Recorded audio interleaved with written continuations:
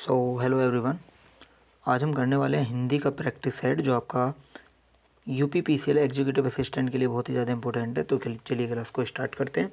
आपका एग्ज़ाम नज़दीक है, इसलिए हमने एक दिन में एक से ज़्यादा प्रैक्टिस सेट लाने की पूरी कोशिश की है। चलिए, पहले आपका है कौन सी क्रिया प्रेरणार्थक क्रिया नहीं है, यानी कि कौन सी क्रिया प्रेरणार्थक नहीं है। वो आपकी हंसना जो है ये प्रेरणार्थक क्रिया नहीं है। बाकी कटवाना, उड़ाना, सुलाना प्रेरणार्थक है। कैसे? उड़ाना किसी को उड़ाना प्रेरणा दे रहा है, सुलाना किसी को ये भी प्रेरणा दे रहा है, कटवाना भी प्रेरणा दे रहा है। ठीक है, चलिए इस क्लास में हम आपको 55 क्वेश्चन कराएंगे, तो इसीलिए फास्ट लेकर के चलेंगे ताकि क्लास में ज़्यादा समय ना लगे। ठीक है, चलिए दूसरा क्वेश्चन है, निम्नलिखित शब्दों में से कौन सा शब्द तद्भव है। कौन सा शब्द तद्भव है? कौआ, शर्करा, हरित, होलिका।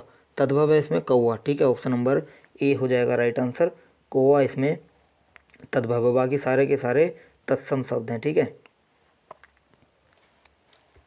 चलिए अगर यहाँ पर तत्सम पूछता तो कौआ का हो जाता काक। ठीक है, काक हो जाता। चलिए अगला क्वेश्चन आपका है, क्वेश्चन नंबर 3 है, निम्नलिखित में से भाववाचक संज्ञाएं कौन सी हैं, ये आपको बतानी है। भाववाचक संज्ञाएं लड़का नहीं होगा, सेना, हिमालय, होली, यौवन, लोभ, मोह। ऑप्शन नंबर डी आपका राइट आंसर हो जाएगा। ठीक है ना। अगला क्वेश्चन आपका है, लगभग किसका उदाहरण है। लगभग, लगभग उदाहरण है किसका? तो लगभग उदाहरण आपका निपात का नहीं होगा, समुच्चय बोधक, विस्मयादि बोधक ये भी नहीं होगा, संबंध बोधक का उदाहरण है। ऑप्शन नंबर डी हो जाएगा राइट आंसर। लगभग जो है ये संबंध बोधक का उदाहरण है। ठीक है, चलिए और देखिए मैं आपको बता दूं, संबंध बोधक के अंदर 14 भेद हैं। ठीक है, संबंध बोधक जो है इसके अंदर 14 भेद हैं, और इस भेद में भी संग्रहवाचक एक भेद है। कौन सा? संग्रहवाचक। उसके अंदर ये लगभग शब्द गिना जाता है या फिर आता है। ठीक है, लगभग है, मात्र है, कुछ ऐसे शब्द हैं जो आते हैं। ठीक है, ये प्रीवियस ईयर क्वेश्चन मैं करा रहा हूँ आपको, जो प्रीवियस ईयर में पूछे गए क्वेश्चन आपके यूपीपीसीएल द्वारा है। ठीक है, चलिए अगला है, जिस व्यक्ति या वस्तु के कारण स्थायी भाव जागृत होता है उसे क्या कहते हैं। जिस व्यक्ति या वस्तु के कारण स्थायी भाव जागृत होता है उसे बोला जाता है आलंबन विभाव। ठीक है, ऑप्शन नंबर सी आपका राइट आंसर हो जाएगा, आलंबन विभाव। अगला क्वेश्चन है, जहाँ शब्द का प्रयोग एक ही बार हो किंतु उसके अर्थ एक से अधिक हो, वहाँ कौन सा अलंकार होता है। तो वहाँ पर अलंकार होता है आपका श्लेष अलंकार। ऑप्शन नंबर डी आपका राइट आंसर हो जाएगा, श्लेष अलंकार। अगला क्वेश्चन है, हर लगे न पिटकरी, हर लगे न फिटकरी, रंग भी चोखा होए, लोकोक्ति का सही अर्थ क्या होगा। तो इसका सही अर्थ होगा आपका बिना कुछ खर्च किए काम बन जाए। ऑप्शन नंबर ए आपका राइट आंसर हो जाएगा, ऑप्शन नंबर ए इसका करेक्ट आंसर होगा। अगला क्वेश्चन आपका है, कौन सा शब्द अशुद्ध है। अशुद्ध शब्द आपको बताना है कौन सा है। अभ्यारण्य, वैभव, चिन्ह या अनुषंगिक। अशुद्ध शब्द आपको बताना है, इसका राइट आंसर हो जाएगा अभ्यारण्य, इसका अशुद्ध शब्द है। ठीक है, अभ्यारण्य को जो इसका शुद्ध रूप होता है वो क्या होता है? वो होता है अभ्या, भैंस में पूरा बनता है। ठीक है, अभ्यारण्य। ठीक है, ये होता है इसका शुद्ध रूप। ठीक है, अगला क्वेश्चन आपका है, निम्नलिखित में से द्रव्यवाचक संज्ञाएं कौन सी हैं। तो द्रव्यवाचक संज्ञा की बात की जाए तो वो आपकी हैं कौन सी। होली नहीं होगा, संग नहीं होगा, जुलाहा नहीं होगा, चांदी, सोना, लोहा। ऑप्शन नंबर डी हो जाएगा राइट आंसर। ये तीनों द्रव्यवाचक संज्ञाओं में आती हैं। अगला क्वेश्चन है, बिंद गया सो मोती, रह गया सो सीप, लोकोक्ति का सही अर्थ बताना है। तो इसका सही अर्थ क्या होगा? इसका सही अर्थ होगा कौन सा? कभी कभी खराब वस्तु, ये गलत हो जाएगा। अच्छी वस्तु काम आती है, बुरी वस्तु काम नहीं आती, जो वस्तु काम में आ जाए वही अच्छी है। ऑप्शन नंबर डी आपका राइट आंसर हो जाएगा। अगला क्वेश्चन है, वाच्य कितने प्रकार के होते हैं। तो वाच्यों की बात की जाए तो वाच्य होते हैं आपके कितने प्रकार के। वाच्य होते हैं आपके 3 प्रकार के। ठीक है, ऑप्शन नंबर डी आपका राइट आंसर हो जाएगा। वाच्य होते हैं 3 प्रकार के। पहला है आपका कृतवाच्य, कृतवाच्य होता है, कर्मवाच्य होता है, और एक आपका होता है भाववाच्य। ठीक है, 3 वाच्य होते हैं ये। अगला क्वेश्चन है, निस दिन बरसत नैन हमारे, पंक्ति में कौन सा रस है। निस दिन बरसत नैन हमारे में इसमें कौन सा रस है। तो आपका है इसके अंदर विप्रलंब श्रृंगार। ऑप्शन नंबर डी आपका राइट आंसर हो जाएगा यहाँ पर। ठीक है, अगला क्वेश्चन आपका है, कनक कनकते सौगुनी, मादकता अधिकाय। पंक्ति में अलंकार आपको बताना है। कनक कनकते सौगुनी, मादकता अधिकाय में अलंकार आपका है यमक अलंकार। ऑप्शन नंबर डी आपका राइट आंसर हो जाएगा, यमक अलंकार इसका राइट आंसर होगा। अगला क्वेश्चन आपका है, कौन सा शुद्ध बहुब्रीहि समास का उदाहरण है। कौन सा जो शब्द है बहुब्रीहि समास का उदाहरण है, ये आपको बताना है। तो देखिए कलाश्रेष्ठ, अष्टाध्यायी, धर्माधर्म, चक्रपाणी, तो इसके अंदर राइट आंसर होगा आपका चक्रपाणी, ऑप्शन नंबर डी हो जाएगा राइट आंसर। चक्रपाणी का मतलब क्या होता है, चक्र को धारण करने वाला अर्थात श्री कृष्ण, ठीक है, ये आपको ध्यान रखना है, श्री कृष्ण। अगला क्वेश्चन आपका है संचारी भाव कुल कितने माने गए हैं। तो बात की जाए संचारी भाव की, तो संचारी भाव टोटल हैं 33 माने गए हैं, जो ऑप्शन नंबर सी हो जाएगा राइट आंसर। 33 माने गए हैं संचारी भावों की संख्या। अगला क्वेश्चन आपका है निम्नलिखित स्त्रीलिंग में से कौन से शब्द पुल्लिंग हैं। नदी, रोटी, चिट्ठी, राशि, अग्नि, विधि, घी, दही, मोती, ऑप्शन नंबर सी हो जाएगा राइट आंसर। घी, दही और मोती जो हैं ये हम पुल्लिंग में गिनते हैं, ठीक है। स्त्रीलिंग देखने में लगते हैं लेकिन होते पुल्लिंग हैं। अगला है ग्रामोत्थान शब्द के में कौन सी संधि है। ग्रामोत्थान में कौन सी संधि है, तो इसमें गुण संधि है, ऑप्शन नंबर सी हो जाएगा राइट आंसर, ठीक है। गुण संधि है, जैसे ग्राम प्लस उत्थान, इसका होता है संधि विच्छेद ग्रामोत्थान का, ठीक है। इसके अंदर इसमें से निकलेगा ए, मैं आपको समझाने के लिए मैंने ये लिखा है, और इसमें से निकलेगा ऊ, तो क्या बनेगा, ओ बनेगा, ठीक है। तो ये आपकी कौन सी संधि आ जाएगी, ये आपकी गुण संधि हो जाएगी। अगला क्वेश्चन आपका है कृत्रिम या आरोपित वेशभूषा को कौन सा अनुभाव माना गया है, तो इसे माना गया है आपका आहार्य अनुभाव, ऑप्शन नंबर डी आपका राइट आंसर हो जाएगा। अगला है दोहा और रोला को मिलाने पर जो छंद बनता है उसे क्या कहते हैं। दोहा और रोला को मिलाने पर जो छंद बनता है उसे कुंडलिया छंद कहते हैं, ऑप्शन नंबर सी हो जाएगा राइट आंसर, ठीक है। अगला क्वेश्चन है सामासिक पदों में पुनरुक्त शब्दों के मध्य प्रयुक्त होने वाले चिन्ह को क्या कहा जाता है, तो इस चिन्ह को कहा जाता है योजक चिन्ह, ऑप्शन नंबर सी आपका राइट आंसर हो जाएगा। योजक चिन्ह इसका करेक्ट आंसर होगा। अगला क्वेश्चन है कल कानन कुंडल मोर पखा उर पे बनमाल विराजती है, पंक्ति में कौन सा अलंकार है, तो इस पंक्ति में अलंकार की बात की जाए तो इसमें यमक अलंकार है, ऑप्शन नंबर डी आपका राइट आंसर हो जाएगा। यमक अलंकार इसके अंदर होगा। अगला क्वेश्चन है निम्नलिखित में से किस शब्द का विशेषण अव्याकरणिक है, बताइए।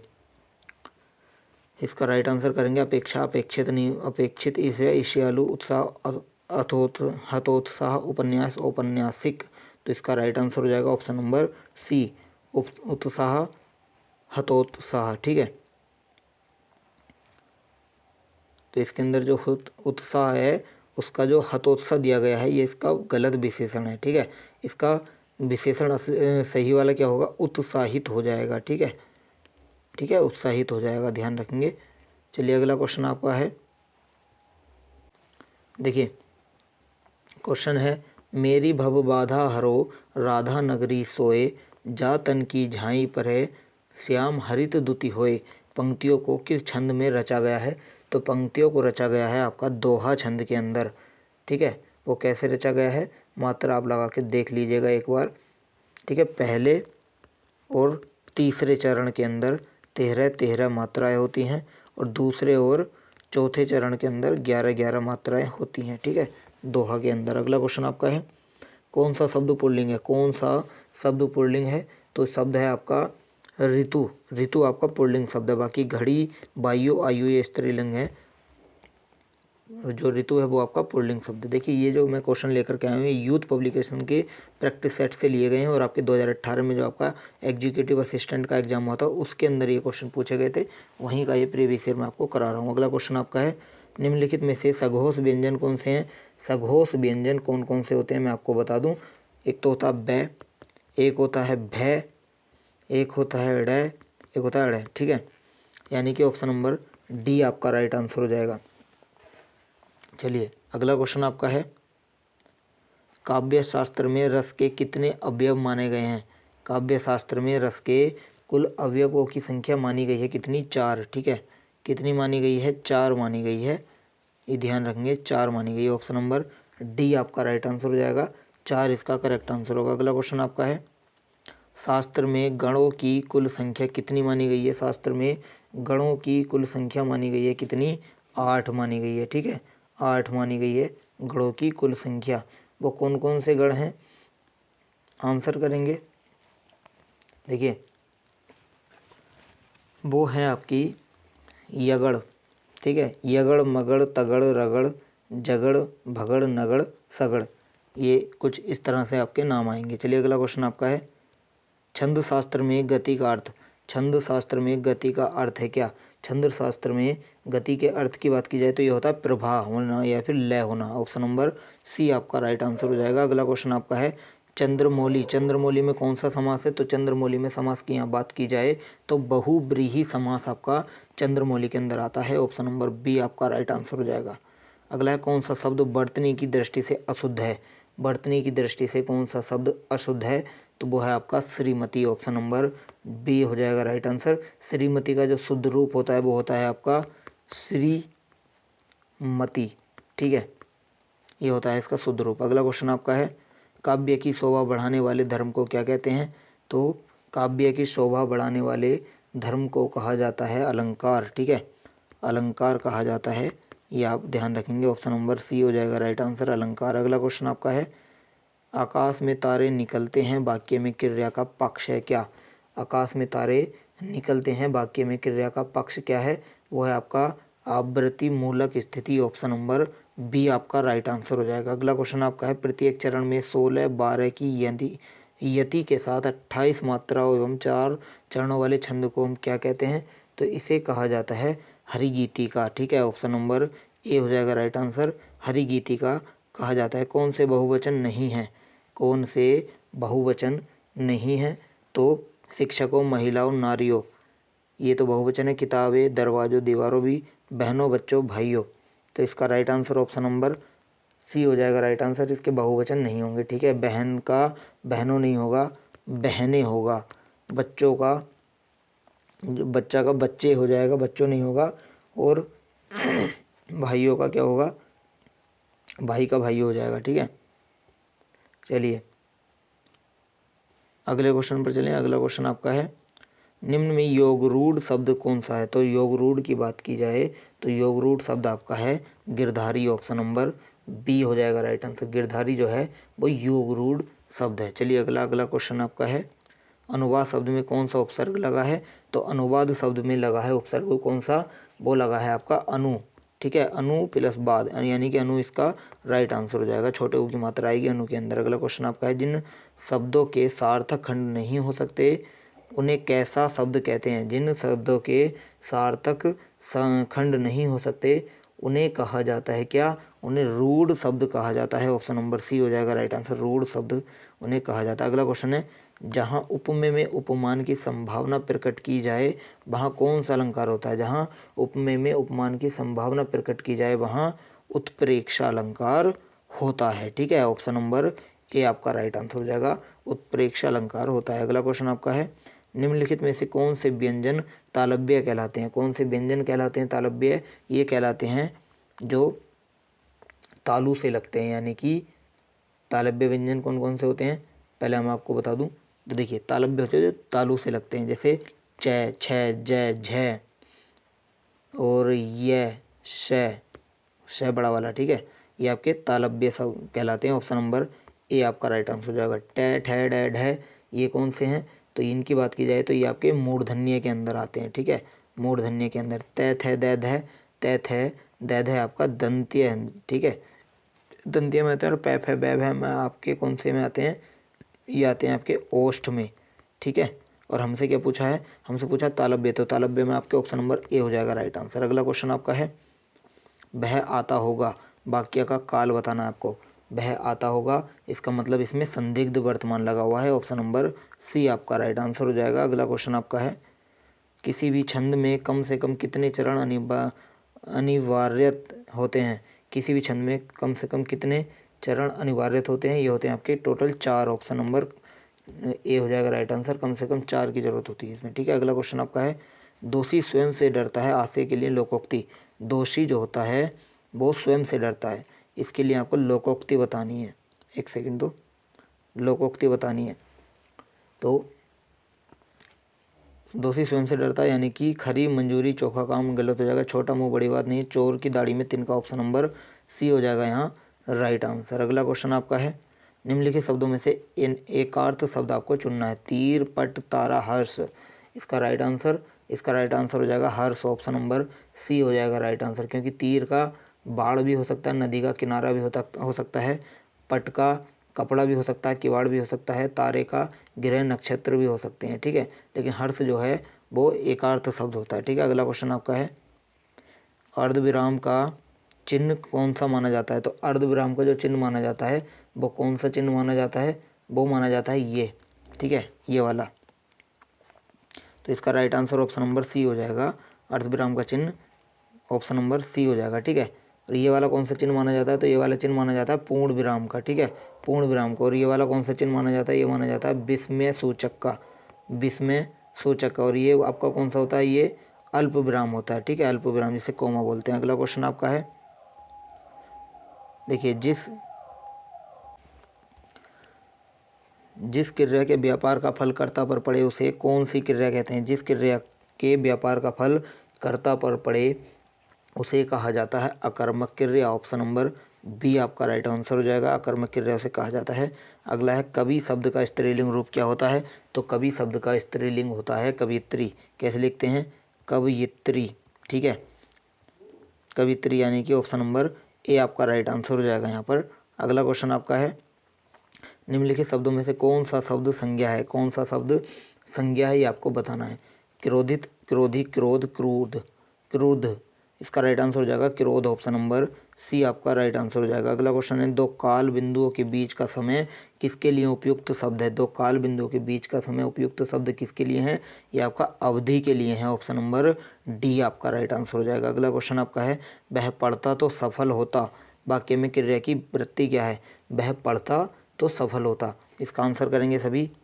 देखिए, वह पढ़ता तो सफल होता यानी संकेत सूचक यहाँ पर शामिल प्रयोग में आएगा, ऑप्शन नंबर डी हो जाएगा राइट आंसर, संकेत सूचक। अगला क्वेश्चन है, कुल कितने प्रकार के समास माने गए हैं? समास कुल कितने प्रकार के माने गए हैं ये भी हम बोल सकते हैं। तो ये टोटल 6 प्रकार के माने गए हैं, ऑप्शन नंबर ए हो जाएगा राइट आंसर। कौन कौन से? अव्ययभाव भाव समास, कर्मधारय समास, बहुब्रीहि समास, तत्पुरुष समास, द्विगु समास और द्वंद्व समास, ठीक है, ध्यान रखेंगे। अगला क्वेश्चन आपका है, चंद्रवदन शब्द में कौन सा समास है? चंद्रवदन शब्द में समास कौन सा है? तो इसमें आता है आपका कर्मधारय समास, ऑप्शन नंबर बी हो जाएगा राइट आंसर, ठीक है, कर्मधारय समास इसके अंदर आ जाएगा। अगला क्वेश्चन आपका है, क्वेश्चन नंबर 52 है, कौन सा शब्द समूह तत्सम है? कौन सा शब्द समूह तत्सम है ये आपको बताना है। कोयल, कछुआ, ऊँट नहीं होगा, आलस नहीं होगा, अंगूठा, गर्दन, जीव नहीं होगा, स्तंभ, गणना, आश्रय, आश्रय, ऑप्शन नंबर डी हो जाएगा राइट आंसर। अगला है, शास्त्रकारों में ने रसराज की उपाधि किस रस को प्रदान की है? तो रसराज की जो उपाधि प्रदान की गई है ये आपकी श्रृंगार रस को की गई है, ठीक है, श्रृंगार रस, ऑप्शन नंबर बी आपका राइट आंसर हो जाएगा, श्रृंगार रस को रसराज की उपाधि प्रदान की गई है। अगला क्वेश्चन है, निम्नलिखित में से कौन से व्यंजन महाप्राण है? महाप्राण व्यंजन कौन से हैं? तो ये आपका है श और है, ठीक है, इन्हें महाप्राण व्यंजन कहा जाता है और ये ऊष्म व्यंजन भी कहलाते हैं, ठीक है, ऊष्म व्यंजन भी इनको हम बोलते हैं। चलिए अगला क्वेश्चन आपका है, क्वेश्चन है लास्ट, कौन सा शब्द वर्तनी की दृष्टि से शुद्ध है? सूची पत्र, हिंदू, वाल्मीकि, स्वस्थ। आंसर कमेंट करके बताइएगा, आपके लिए छोड़ता हूँ इस क्वेश्चन को, कौन सा इसमें सही होगा ये आपको बताना है, ठीक है। आज के लिए हम इतना ही रखते हैं। क्लास अच्छी लगी तो क्लास को लाइक करें और चैनल को सब्सक्राइब करें ताकि आने वाली सारी अपडेट आपको समय पर मिलते रहे। इस क्लास की पीडीएफ के लिए आप हमारे टेलीग्राम चैनल से जुड़ सकते हैं, लिंक वीडियो के डिस्क्रिप्शन में आपको मिल जाएगा, वहाँ जाकर के आप हमें ज्वाइन कर सकते हैं। टेलीग्राम चैनल है हमारा जीके विद बडवाल के नाम से, जीके विद बडवाल के नाम से ही है। और जो चैनल आपका यूट्यूब पर है उसी का लोगो वहाँ पर मिल जाएगा आपको। किसी वजह से आपको लिंक से जाने में परेशानी पड़े तो आप डायरेक्ट भी सर्च कर सकते हैं, ठीक है। आज के लिए हम इतना ही रखते हैं। Thank you so much.